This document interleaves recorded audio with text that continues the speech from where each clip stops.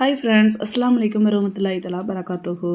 இன்றைக்கி நம்ம ரொம்ப ஹெல்த்தியான பிளட்டோடைய அளவு கம்மியாக இருக்கிறவங்க, இரும்பு சத்து குறைபாடு இருக்கிறவங்களுக்குலாம் ரொம்ப ஸ்பெஷலான செவரொட்டி எப்படி செய்யலாம் அப்படின்றத நம்ம பார்க்க போகிறோம். செவரொட்டி ரொம்ப ஈஸியாக கிடச்சிடாது. முன்னாடியே நம்ம கடையில் சொல்லி வச்சாதான் நம்மளுக்கு எடுத்து வைப்பாங்க. இன்றைக்கி அந்த செவரொட்டி தான் நம்ம எப்படி செய்யலான்றதை பார்க்க போகிறோம்.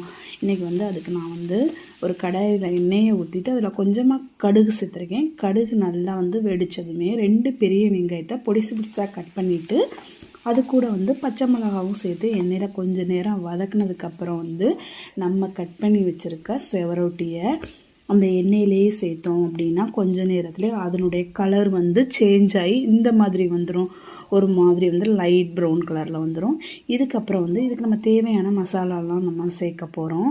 இதில் நான் என்னென்ன மசாலாலாம் சேர்த்துருக்கேன் அப்படின்னு பார்த்தீங்கன்னா, இதில் ஜீரகத்தூள் 1 ஸ்பூன் அளவுக்கு, மிளகுத்தூள் 1 ஸ்பூன், கரம் மசாலா, மிளகாய்த்தூள், இது மட்டும்தான் நம்ம சேர்த்து நல்லா தண்ணி ஊற்றாமல் இந்த எண்ணெயிலே ஃப்ரை பண்ணிக்கிட்டே வந்தோம் அப்படின்னா இந்த எண்ணெய்லாம் கொஞ்சம் கொஞ்சமாக வெளியில் வர ஆரம்பிக்கும்.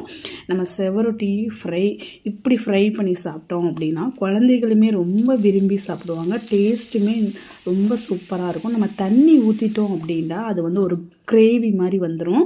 இந்த மாதிரி ட்ரை பண்ணி பாருங்கள். டேஸ்ட்டு ரொம்ப சூப்பராக இருக்கும்.